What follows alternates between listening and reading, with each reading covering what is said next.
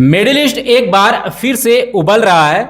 Iran ने आज वो कर दिया जो अब तक सिर्फ धमकियों में होता था। आपको बता दें कि ईरान ने पहली बार खुलेआम हिट लिस्ट जारी कर दी है और जिसके पहले टारगेट पर है इजराइल के प्रधानमंत्री बेंजामिन नेतन्याहू।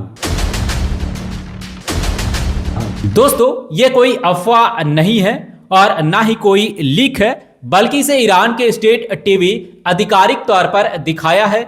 यानी कि ये किसी और का नहीं बल्कि ईरानी सरकार की आवाज है और जिसे जारी किया है ईरानी फौज यानी कि IRGC ने। ऐसे में एक सवाल है, जब कोई मुल्क खुलेआम किसी देश के प्रधानमंत्री को टारगेट नंबर 1 करार दे तो क्या इसे जंग की ललकार कहेंगे या इसे एक चुनौती कहेंगे?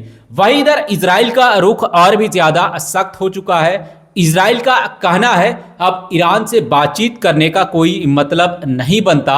इजराइल का इरादा बिल्कुल साफ है।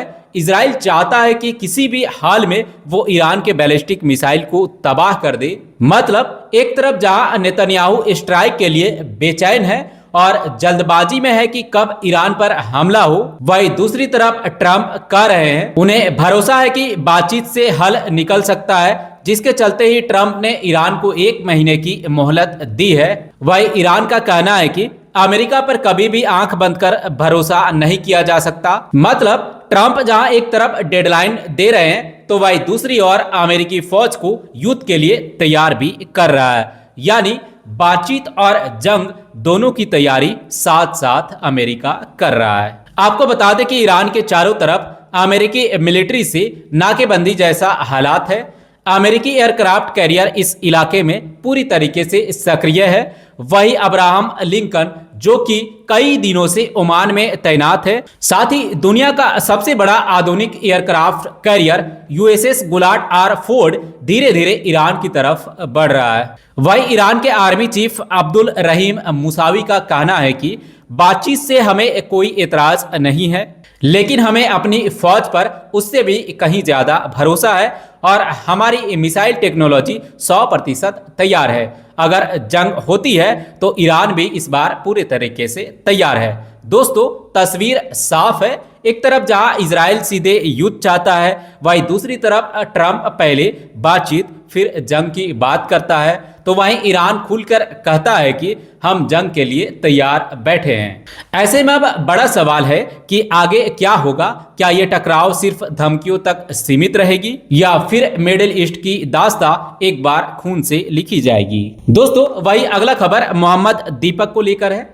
वही दीपक जिसे आप आज मोहम्मद दीपक के नाम से जानते हैं, आज उसकी जिंदगी सबसे मुश्किल दौर से गुजर रही है। जिस जिम पर कभी 150 से अधिक लोग आया करते थे, वो जिम आज पूरे तरीके से खाली पड़ा हुआ है। ऐसे में सवाल है, क्या इंसानियत की कीमत ऐसे चुकानी पड़ती है? आखिरकार दीपक की गलती ही क्या थी?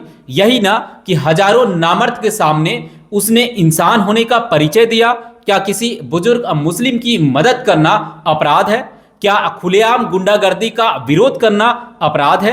दोस्तों, आपको बता दें कि 26 जनवरी से लेकर के आज तक दीपक को धमकियां मिलती आ रही है, जो कि आज तक बंद नहीं हुआ है। दोस्तों, ये सवाल दीपक का नहीं है बल्कि हर वो इंसान का है जो अपने अंदर इंसानियत रखता है। क्या आज के दौर में इंसान होना भी गुनाह हो गया है? क्या मजहब से ऊपर उठकर किसी की मदद करना जुर्म बन चुका है? लेकिन जब जब किसी को ऐसे तोड़ने की साजिश होती है तो उसे संभालने वाले हाथ भी आगे जरूर उठते हैं। और आज मोहम्मद दीपक के साथ भी यही हो रहा है। देश भर से मोहम्मद दीपक के सपोर्ट की लहर उठ चुकी है।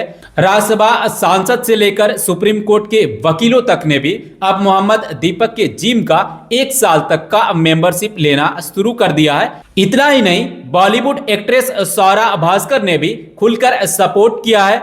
साथ ही उन्होंने कहा है कि मोहम्मद दीपक का ऑनलाइन सेंसर जरूर ज्वाइन करें ताकि दीपक का बिजनेस दोबारा खड़ा हो सके। दोस्तों, ये आवाज सिर्फ सोशल मीडिया तक सीमित नहीं रही बल्कि संसद में भी दीपक की सपोर्ट में आवाज गूंजती रही और इसके साथ ही लोगों ने संदेश दिया है कि इंसानियत के साथ खड़े रहना गुनाह नहीं है बल्कि ये हर एक इंसान का फर्ज है। वही अगला खबर देश के मुसलमानों के लिए है। दोस्तों, जरा सोचिए, मुसलमानों के साथ इस देश में एक मसला खत्म होता है कि नहीं, उससे पहले ही दूसरा मसला खड़ा कर दिया जाता है। कभी किसी कानून को लेकर बवाल होता है तो कभी किसी बयान को लेकर हंगामा होता है, और अब एक इसी तरीके का नया मुद्दा सामने खड़ा है, और वो मुद्दा है वंदे मातरम को लेकर।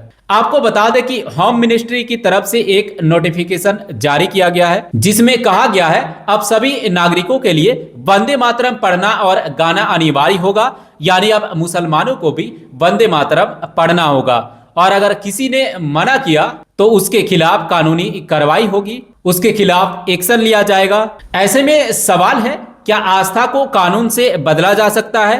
क्या किसी के मजहबी यकीन को सरकारी आदेश से तब्दील किया जा सकता है? आपको मालूम हो कि मुसलमानों ने शुरू से वंदे मातरम के कुछ हिस्सों पर आपत्ति जताई है, और अब एक बार फिर वही विवाद खड़ा हो चुका है। मुसलमानों के सामने एक नया मुसीबत और एक नया बदलाव लाकर खड़ा कर दिया गया है। दरअसल दोस्तों, आपको बता दें कि 11 फरवरी को होम मिनिस्ट्री की तरफ से एक नोटिफिकेशन जारी किया गया, जिसमें कहा गया है अब वंदे मातरम पढ़ना हर नागरिक के लिए अनिवार्य होगा।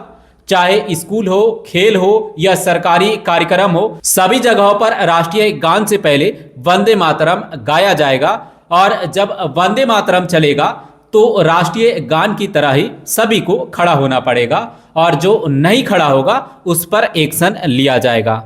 दोस्तों, ऐसे में अब सवाल ये है कि क्या ये सिर्फ सम्मान का मामला है या फिर किसी समुदाय की धार्मिक स्वतंत्रता से टकराव का मामला है? आपको मालूम हो कि मुसलमानों के लिए ये मसला भावनात्मक ही नहीं बल्कि अकीदे का भी सवाल है। मुसलमानों का मानना है कि वंदे मातरम के कुछ हिस्से उनके धार्मिक विश्वास के खिलाफ है।